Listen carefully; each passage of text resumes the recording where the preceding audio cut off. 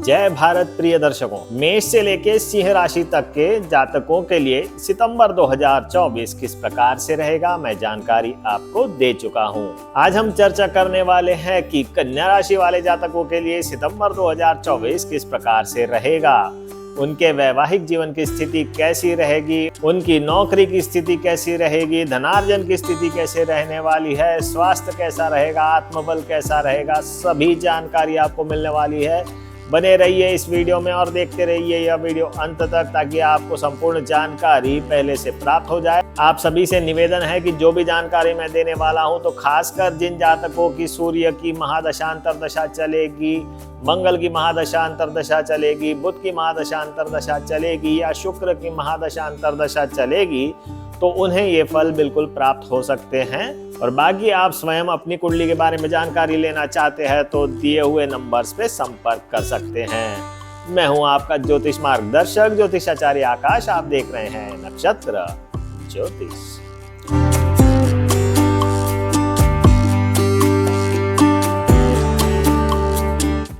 ओम घनी सूर्याय नमः। जी हाँ, सूर्य के बारे में चर्चा करते हैं कि सूर्य किस प्रकार के परिणाम देगा। वर्तमान समय में आप देख सकते हैं चार्ट में कि सूर्य जो है वह स्वयं अपनी राशि में स्थित है। अब स्वयं अपनी ही राशि में स्थित रहेगा तो वह कन्या राशि वाले जातकों के लिए द्वादश भाव को एक्टिवेट कर देगा। अब द्वादश भाव एक्टिवेटेड जब तक रहने वाला है तो सूर्य के परिणाम कैसे मिलेंगे, चर्चा करते हैं। द्वादश भाव एक्टिवेट हो जाता है तो ऐसे जातकों का धन संचय नहीं हो पाता, अत्यधिक व्यय होते रहते हैं, हॉस्पिटलाइजेशन की संभावनाएं हैं, आंखों में परेशानी की संभावनाएं बनी रहती हैं, पिता के साथ विवाद होने की संभावनाएं बनती है या पिता के साथ संबंध अच्छे नहीं रहेंगे, घर में भी किसी न किसी प्रकार की परेशानी रहेगी, आत्मबल कमजोर रहेगा, नौकरी में परिवर्तन की संभावनाएं बनती है, स्थान परिवर्तन के लिए अगर कोई प्रयासरत है तो उसे स्थान परिवर्तन के योग बिल्कुल बन रहे हैं। विदेश में नौकरी के या विदेश में सेटलमेंट के आप अगर योग देख रहे हैं तो बिल्कुल जब तक सूर्य द्वादश में रहेगा तो यह इम्पैक्ट देने वाला है। अब हम बात करेंगे कि सूर्य जब 17 सितंबर को चला जाएगा कन्या राशि में तो किस प्रकार के परिणाम देगा। सूर्य कन्या राशि में चला जाएगा तो उसने एक्टिवेट कर दिए है फर्स्ट हाउस और 12th हाउस। तो जी हाँ, परिणाम वैसे ही रहने वाले हैं ज्यादातर जिस प्रकार से मैंने पहले बताए हैं, परंतु जब लग्न को यह सिग्निफाई करेगा तो कुछ विपरीत फल जो है वह अच्छे हो जाएंगे। खासकर से जैसे आत्मबल जो है वह बड़ा रहेगा, इम्यूनिटी अच्छी रहने वाली है, खर्चे तो बने ही रहने वाले हैं, वैवाहिक जीवन में थोड़ा सुधार आ सकता है क्योंकि 12th हाउस जो होता है वह वैवाहिक जीवन के लिए कहीं ना कहीं कष्टकारी रहता है, परंतु लग्न का जो भाव है वह अच्छा माना जाएगा या ठीक ठाक माना जाएगा। प्रेम संबंधों के लिए भी ठीक ठाक समय रहेगा या सामान्य समय मान सकते हैं। नौकरी वगैरह में बिल्कुल अगर ट्रांसफ़र की आप कोशिश कर रहे हैं या चेंजेस आप चाहते हैं नौकरी में तो और अगर आप प्रयासरत हैं तो आपको बिल्कुल चेंजेस पॉसिबल मिलेंगे। तो बिल्कुल आपको चेंजेस मिलने की संभावनाएं यह दर्शा रहा है। तो यह तो थे सूर्य के परिणाम। अब हम बात करने वाले हैं कि मंगल किस प्रकार के परिणाम देगा। ओम भौम भौमाय नमः। जी हाँ, मंगल के मंत्र के साथ हम प्रारंभ करेंगे कि मंगल के क्या परिणाम होने वाले हैं। मंगल जो है कन्या राशि जातकों के लिए तृतीय भाव का स्वामी हो जाता है और साथ ही साथ यह अष्टम भाव का भी स्वामी हो जाता है। तो 3rd 8th हाउस को यह सिग्निफाई कर रहा है। साथ ही साथ यह क्योंकि गोचर कर रहा है मिथुन राशि से, यानी कि जो कि दशम भाव है, तो दशम भाव को इसने एक्टिवेट कर दिया है। तो 10th हाउस, 3rd हाउस और 8th हाउस एक्टिवेट हो गए हैं।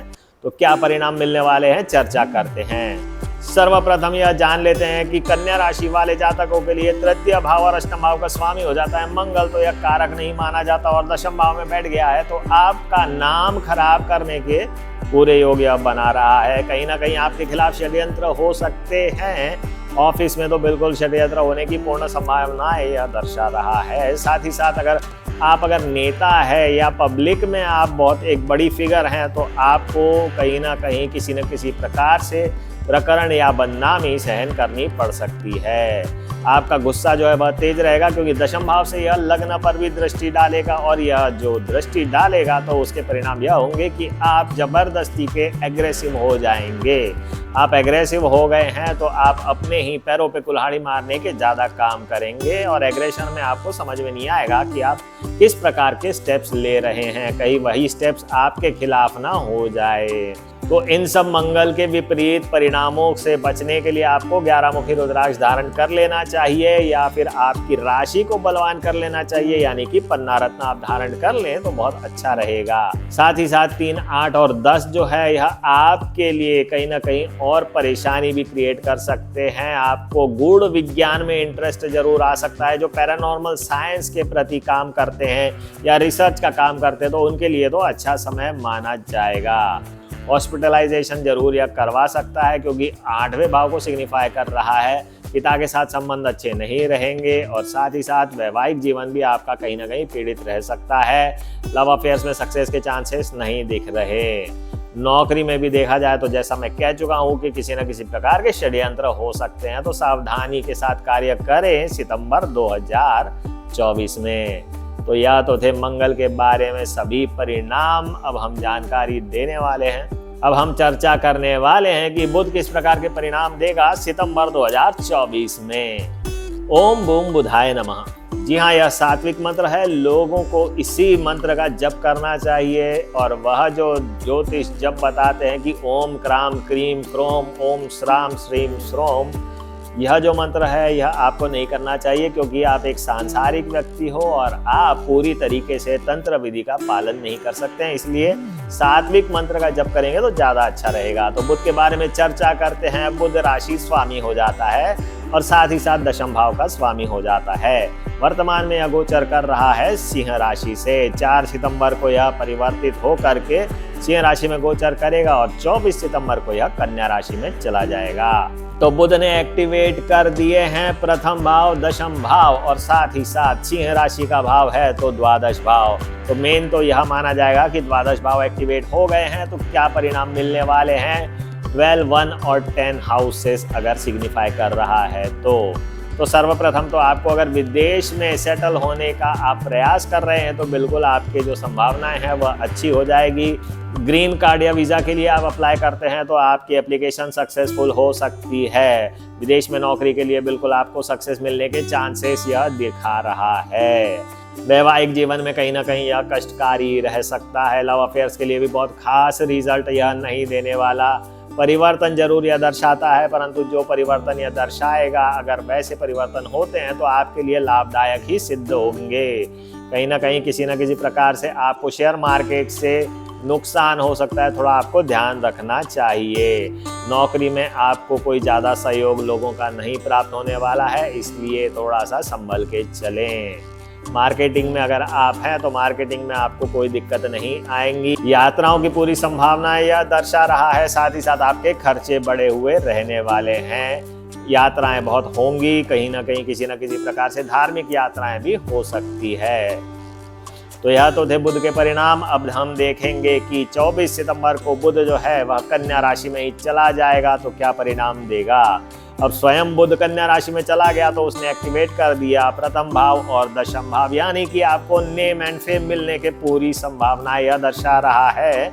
आपको कार्य क्षेत्र में सहयोग मिलेगा सभी का। आपको प्रमोशन मिलने के चांसेस है। अगर आप एक सोशल फिगर है या पब्लिक फिगर है तो आपका काफ़ी नाम होने वाला है। नेम एंड फेम बिल्कुल आपको मिलने वाली है। वैवाहिक जीवन ठीक ठाक रहेगा। धनार्जन की स्थिति बहुत अच्छी रहने वाली है। साथ ही साथ नौकरी में भी सभी का सहयोग प्राप्त होगा। तो यह तो थे बुध के परिणाम। अब हम चर्चा करेंगे कि शुक्र किस प्रकार के परिणाम देने वाला है सितंबर 2024 में। ओम शुभ शुक्राय नमः। जी हाँ, शुक्र के मंत्र के साथ हम प्रारंभ करते हैं कि शुक्र किस प्रकार के परिणाम देगा। शुक्र हो जाता है स्वामी द्वितीय भाव का और नवम भाव का और यह गोचर कर रहा है कन्या राशि में और चला जाएगा 18 सितंबर को स्वयं अपनी राशि तुला में। कन्या राशि में इसे नीच का माना जाता है। तो किस प्रकार के परिणाम देगा आइए चर्चा करते हैं, क्योंकि इसने एक्टिवेट कर दिए हैं लग्न का भाव, द्वितीय भाव और नवम भाव। अब 1, 2 और 9 भाव एक्टिवेट हो गए हैं तो परिवार में वृद्धि की संभावना यह दर्शा रहा है। बिजनेस में आपको कहीं ना कहीं कुछ विस्तार करने की संभावना यह दर्शा रहा है। इन्वेस्टमेंट्स भी हो सकते हैं क्योंकि नवम भाव दिख रहा है और लग्न भाव को भी एक्टिवेट कर दिया है। रिसर्च और पढ़ाई में आपके लिए बहुत अच्छा समय रहेगा। पति पत्नी के संबंध अच्छे रहने वाले हैं। लव अफेयर्स के लिए भी सक्सेस नजर आ रहा है। तो ओवरऑल जो शुक्र है वह अच्छे परिणाम ही देगा। लग्जरियस लाइफ आपकी हो सकती है, ट्रैवल आप कर सकते हैं, यात्राएं हो सकती है, किसी न किसी प्रकार के परिवर्तन भी आप चाहते हैं तो वह भी संभव है। अब हम देखेंगे कि शुक्र जो है वह द्वितीय यानी कि तुला राशि में चला गया, तो इसने एक्टिवेट कर दिया द्वितीय भाव। अब यह एक्टिवेट कर चुका है द्वितीय भाव को और नवम भाव को, तो पिता के साथ अच्छे संबंध रहेंगे। पिता को प्रमोशन मिलने की संभावनाएं यह दर्शाता है। गृहस्थ सुख भी बहुत अच्छा दिखा रहा है। लव अफेयर में सामान्य परिणाम देने वाला है। वैवाहिक जीवन भी अच्छा रहेगा। लग्जरियस लाइफ आपकी रहने वाली है। वाहन के योग बनते हैं कुंडली में। साथ ही साथ अगर आप शिक्षा और रिसर्च में अग्रसर हैं तो आपको उसमें भी सफलता मिलने की पूर्ण संभावना यह दर्शा रहा है। तो यह तो थे शुक्र के परिणाम, मंगल के परिणाम, बुध के परिणाम और सूर्य के परिणाम। और आपको अगर स्वयं की कुंडली दिखानी है तो दिए हुए नंबर्स पे आप मुझसे संपर्क कर सकते हैं। अगर आपको रुद्राक्ष चाहिए, रत्न चाहिए, यंत्र चाहिए, शालिग्राम चाहिए, सभी ओरिजिनल और जिनकी लाइफ टाइम गारंटी रहेगी, तो आप हमसे संपर्क कर सकते हैं दिए हुए नंबर्स पे। हमारा ऑफिस भोपाल में है, हमारी वेबसाइट दी हुई है।